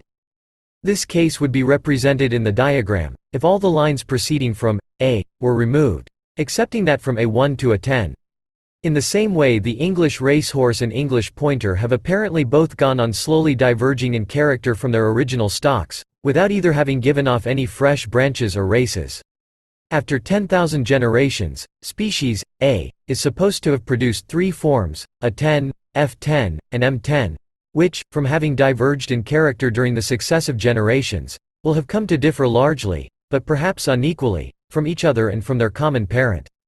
If we suppose the amount of change between each horizontal line in our diagram to be excessively small, these three forms may still be only well-marked varieties, but we have only to suppose the steps in the process of modification to be more numerous or greater in amount, to convert these three forms into doubtful or at least into well-defined species. Thus the diagram illustrates the steps by which the small differences distinguishing varieties are increased into the larger differences distinguishing species. By continuing the same process for a greater number of generations, as shown in the diagram in a condensed and simplified manner, we get 8 species, marked by the letters between A14 and M14, all descended from A. Thus, as I believe, species are multiplied and genera are formed. In a large genus, it is probable that more than one species would vary. In the diagram I have assumed that a second species, I, has produced, by analogous steps, after 10,000 generations, either two well-marked varieties, W10 and Z10, or two species, according to the amount of change supposed to be represented between the horizontal lines. After 14,000 generations, 6 new species, marked by the letters N14 to Z14, are supposed to have been produced. In any genus, the species which are already very different in character from each other, will generally tend to produce the greatest number of modified descendants, for these will have the best chance of seizing on new and widely different places in the polity of nature. Hence in the diagram I have chosen the extreme species, A, and the nearly extreme species, I, as those which have largely varied, and have given rise to new varieties and species. The other 9 species, marked by capital letters, of our original genus, may for long but unequal periods continue to transmit unaltered descendants, and this is shown in the diagram by the dotted lines unequally prolonged upwards. But during the process of modification, represented in the diagram, another of our principles, namely that of extinction, will have played an important part. As in each fully stocked country, natural selection necessarily acts by the selected form having some advantage in the struggle for life over other forms. There will be a constant tendency in the improved descendants of any one species to supplant and exterminate in each stage of descent their predecessors and their original progenitor. For it should be remembered that the competition will generally be most severe between those forms which are most nearly related to each other in habits, constitution and structure. Hence all the intermediate forms between the earlier and later states, that is between the less and more improved states of the same species, as well as the original parent species itself, will generally tend to become extinct. So it probably will be with many whole collateral lines of descent, which will be conquered by later and improved lines. If, however, the modified offspring of a species get into some distinct country, or become quickly adapted to some quite new station, in which offspring and progenitor do not come into competition, both may continue to exist. If, then, our diagram be assumed to represent a considerable amount of modification, species A, and all the earlier varieties will have become extinct, being replaced by 8 new species, A14 to M14, and species I, will be replaced by 6, N14 to Z14, new species. But we may go further than this. The original species of our genus were supposed to resemble each other in unequal degrees, as is so generally the case in nature.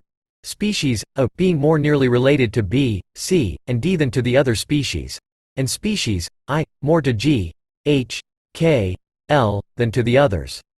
These two species, A and I, were also supposed to be very common and widely diffused species, so that they must originally have had some advantage over most of the other species of the genus. Their modified descendants, 14 in number at the 14,000th generation, will probably have inherited some of the same advantages. They have also been modified and improved in a diversified manner at each stage of descent, so as to have become adapted to many related places in the natural economy of their country. It seems, therefore, extremely probable that they will have taken the places of, and thus exterminated, not only their parents, and I, but likewise some of the original species which were most nearly related to their parents. Hence very few of the original species will have transmitted offspring to the 14,000th generation. We may suppose that only one, F, of the two species, E and F, which were least closely related to the other 9 original species, has transmitted descendants to this late stage of descent. The new species in our diagram, descended from the original 11 species, will now be 15 in number. Owing to the divergent tendency of natural selection, the extreme amount of difference in character between species A14 and Z14 will be much greater than that between the most distinct of the original 11 species. The new species, moreover, will be allied to each other in a widely different manner.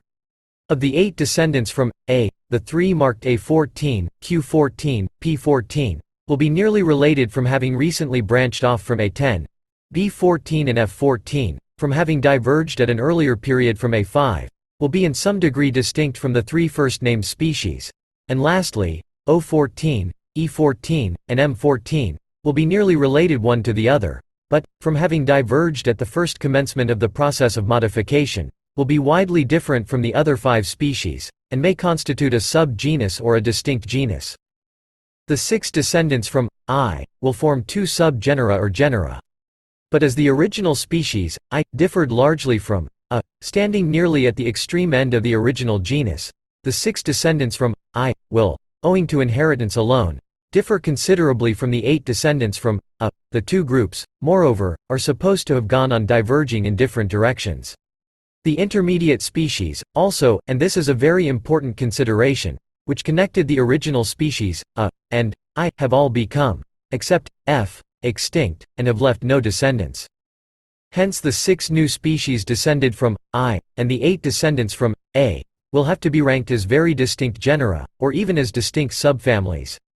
Thus it is, as I believe, that 2 or more genera are produced by descent with modification, from 2 or more species of the same genus. And the 2 or more parent species are supposed to be descended from some one species of an earlier genus. In our diagram this is indicated by the broken lines beneath the capital letters, converging in sub-branches downwards towards a single point. This point represents a species, the supposed progenitor of our several new subgenera and genera.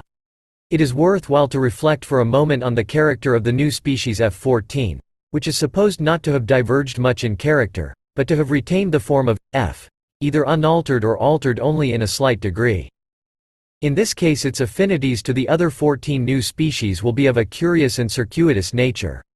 Being descended from a form that stood between the parent species, and I, now supposed to be extinct and unknown, it will be in some degree intermediate in character between the 2 groups descended from these 2 species. But as these 2 groups have gone on diverging in character from the type of their parents, the new species, F14, will not be directly intermediate between them, but rather between types of the 2 groups, and every naturalist will be able to call such cases before his mind.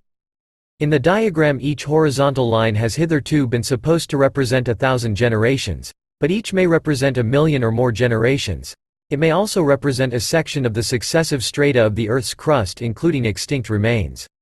We shall, when we come to our chapter on geology, have to refer again to this subject, and I think we shall then see that the diagram throws light on the affinities of extinct beings, which, though generally belonging to the same orders, families, or genera, with those now living, yet are often, in some degree, intermediate in character between existing groups, and we can understand this fact, for the extinct species lived at various remote epochs when the branching lines of descent had diverged less. I see no reason to limit the process of modification, as now explained, to the formation of genera alone. If, in the diagram, we suppose the amount of change represented by each successive group of diverging dotted lines to be great, the forms marked A14 to P14, those marked B14 and F14, and those marked O14 to M14, will form 3 very distinct genera. We shall also have 2 very distinct genera descended from I, differing widely from the descendants of A. These two groups of genera will thus form two distinct families, or orders, according to the amount of divergent modification supposed to be represented in the diagram. And the two new families, or orders, are descended from two species of the original genus, and these are supposed to be descended from some still more ancient and unknown form. We have seen that in each country it is the species belonging to the larger genera which oftenest present varieties or incipient species. This, indeed, might have been expected, for as natural selection acts through one form having some advantage over other forms in the struggle for existence, it will chiefly act on those which already have some advantage, and the largeness of any group shows that its species have inherited from a common ancestor some advantage in common.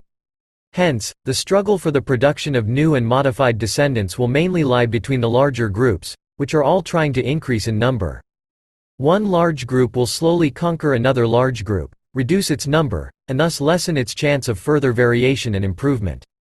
Within the same large group, the later and more highly perfected subgroups, from branching out and seizing on many new places in the polity of nature, will constantly tend to supplant and destroy the earlier and less improved subgroups.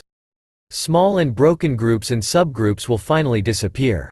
Looking to the future, we can predict that the groups of organic beings which are now large and triumphant, and which are least broken up, that is, which have as yet suffered least extinction, will, for a long period, continue to increase. But which groups will ultimately prevail, no man can predict, for we know that many groups, formerly most extensively developed, have now become extinct. Looking still more remotely to the future, we may predict that, owing to the continued and steady increase of the larger groups, a multitude of smaller groups will become utterly extinct, and leave no modified descendants, and consequently that, of the species living at any one period, extremely few will transmit descendants to a remote futurity.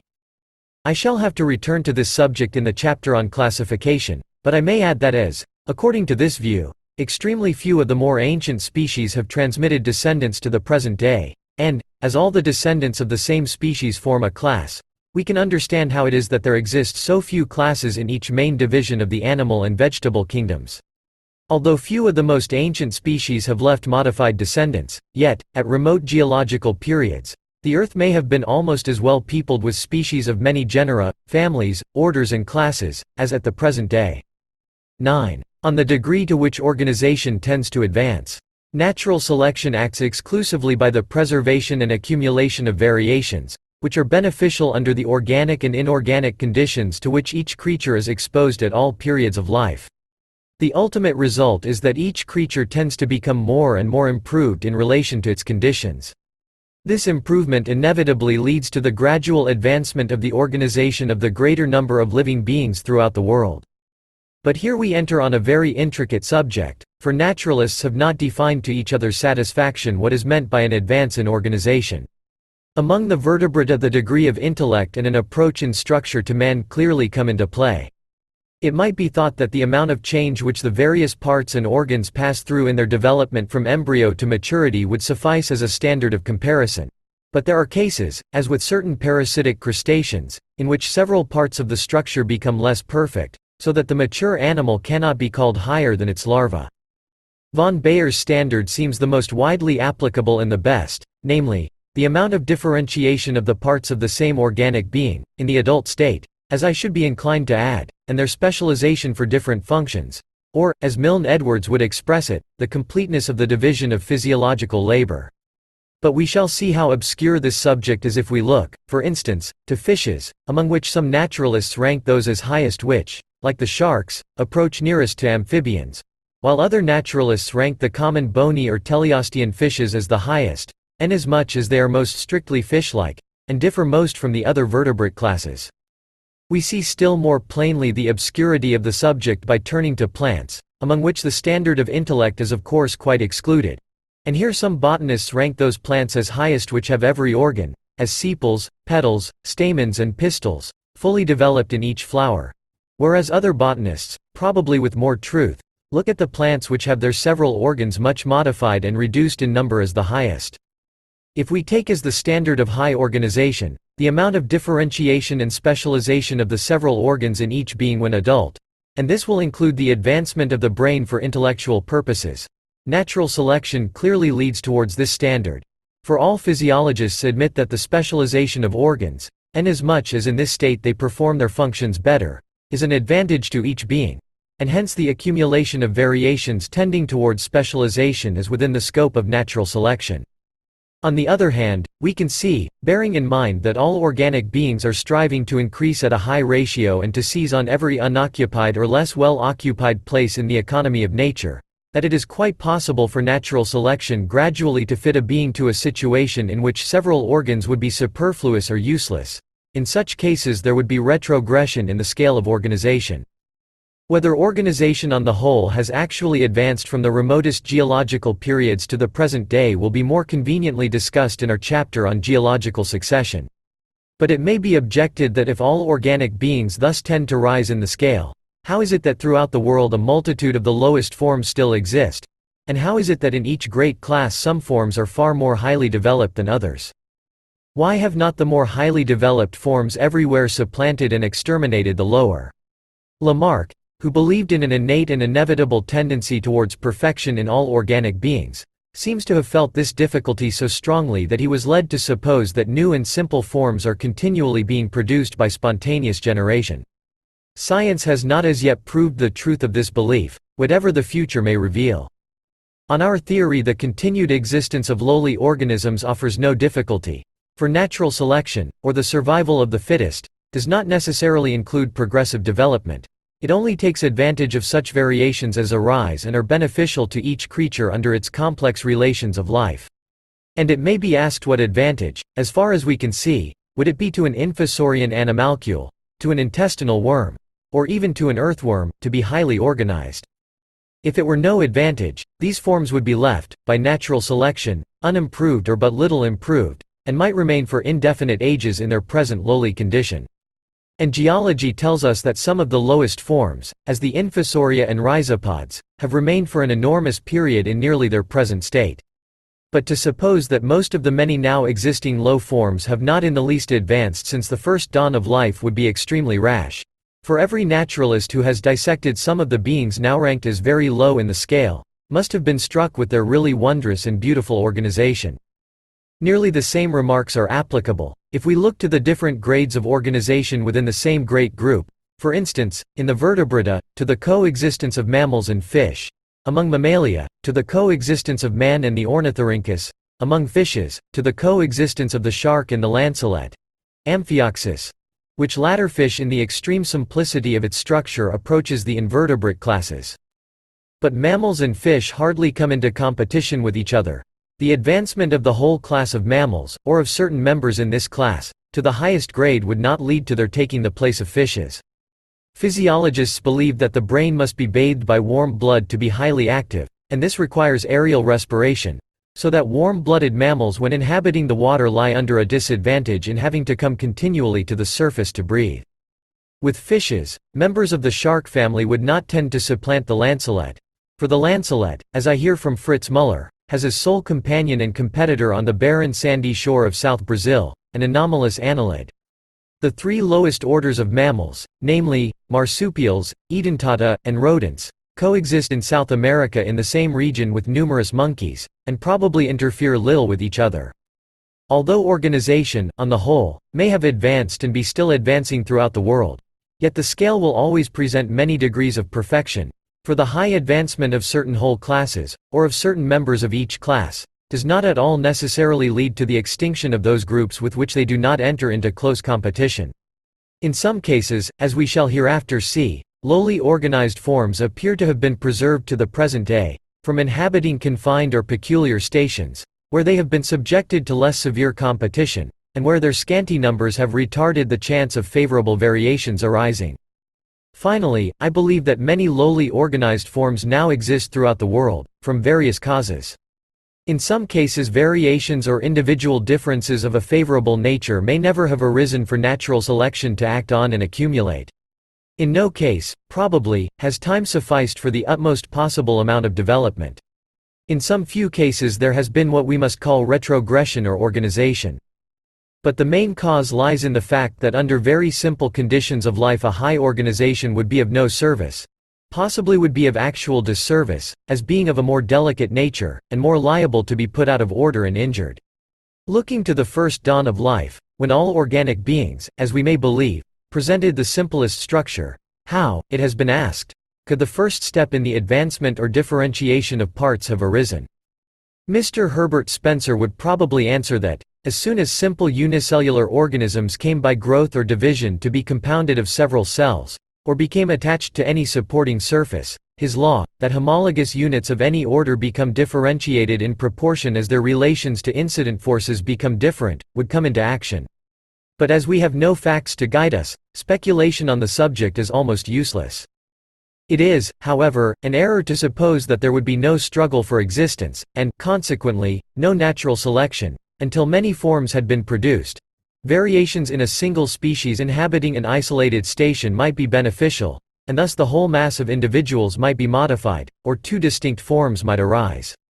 But, as I remarked towards the close of the introduction, no one ought to feel surprise at much remaining as yet unexplained on the origin of species, if we make due allowance for our profound ignorance on the mutual relations of the inhabitants of the world at the present time, and still more so during past ages.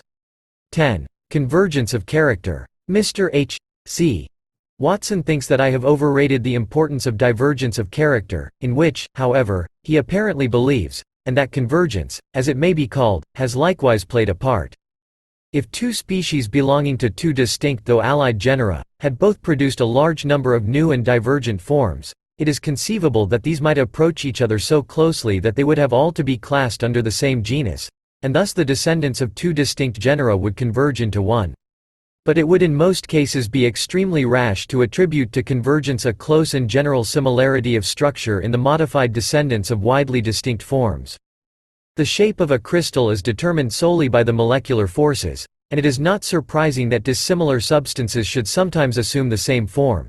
But with organic beings we should bear in mind that the form of each depends on an infinitude of complex relations, namely on the variations which have arisen, these being due to causes far too intricate to be followed out, on the nature of the variations which have been preserved or selected, and this depends on the surrounding physical conditions, and in a still higher degree on the surrounding organisms with which each being has come into competition, and lastly, on inheritance, in itself a fluctuating element, from innumerable progenitors, all of which have had their forms determined through equally complex relations. It is incredible that the descendants of two organisms, which had originally differed in a marked manner, should ever afterwards converge so closely as to lead to a near approach to identity throughout their whole organization. If this had occurred, we should meet with the same form, independently of genetic connection, recurring in widely separated geological formations, and the balance of evidence is opposed to any such an admission.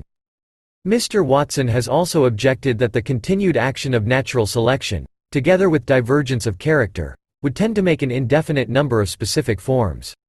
As far as mere inorganic conditions are concerned, it seems probable that a sufficient number of species would soon become adapted to all considerable diversities of heat, moisture, etc.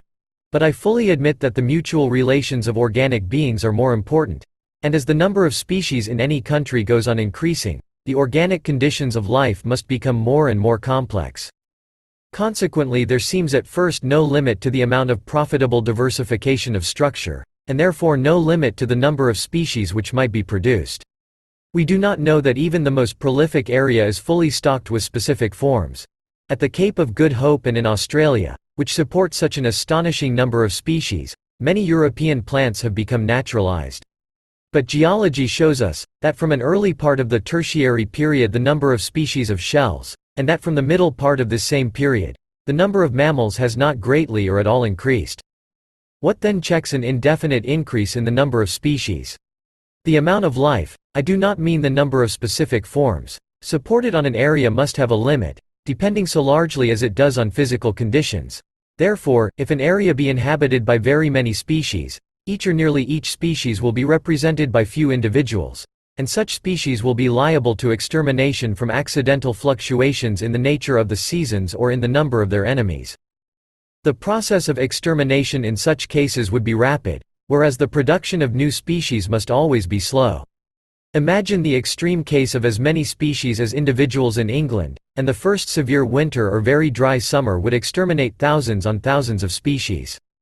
Rare species, and each species will become rare if the number of species in any country becomes indefinitely increased, will, on the principle often explained, present within a given period few favorable variations. Consequently, the process of giving birth to new specific forms would thus be retarded. When any species becomes very rare, close interbreeding will help to exterminate it. Authors have thought that this comes into play in accounting for the deterioration of the aurochs in Lithuania, of red deer in Scotland and of bears in Norway, etc. Lastly, and this I am inclined to think is the most important element, a dominant species, which has already beaten many competitors in its own home, will tend to spread and supplant many others. Alf. de Candolle has shown that those species which spread widely tend generally to spread very widely, consequently they will tend to supplant and exterminate several species in several areas, and thus check the inordinate increase of specific forms throughout the world. Dr. Hooker has recently shown that in the southeast corner of Australia, where, apparently, there are many invaders from different quarters of the globe, the endemic Australian species have been greatly reduced in number. How much weight to attribute to these several considerations I will not pretend to say, but conjointly they must limit in each country the tendency to an indefinite augmentation of specific forms. 11. Summary of chapter. If under changing conditions of life organic beings present individual differences in almost every part of their structure, and this cannot be disputed, if there be, owing to their geometrical rate of increase, a severe struggle for life at some age, season or year, and this certainly cannot be disputed, then, considering the infinite complexity of the relations of all organic beings to each other and to their conditions of life, causing an infinite diversity in structure, constitution, and habits, to be advantageous to them, it would be a most extraordinary fact if no variations had ever occurred useful to each being's own welfare, in the same manner as so many variations have occurred useful to man. But if variations useful to any organic being ever do occur, assuredly individuals thus characterized will have the best chance of being preserved in the struggle for life, and from the strong principle of inheritance, these will tend to produce offspring similarly characterized. This principle of preservation, or the survival of the fittest, I have called natural selection. It leads to the improvement of each creature in relation to its organic and inorganic conditions of life, and consequently, in most cases, to what must be regarded as an advance in organization. Nevertheless, low and simple forms will long endure if well fitted for their simple conditions of life. Natural selection, on the principle of qualities being inherited at corresponding ages, can modify the egg, seed, or young as easily as the adult. Among many animals, sexual selection will have given its aid to ordinary selection by assuring to the most vigorous and best adapted males the greatest number of offspring. Sexual selection will also give characters useful to the males alone in their struggles or rivalry with other males, and these characters will be transmitted to one sex or to both sexes, according to the form of inheritance which prevails. Whether natural selection has really thus acted in adapting the various forms of life to their several conditions and stations, must be judged by the general tenor and balance of evidence given in the following chapters.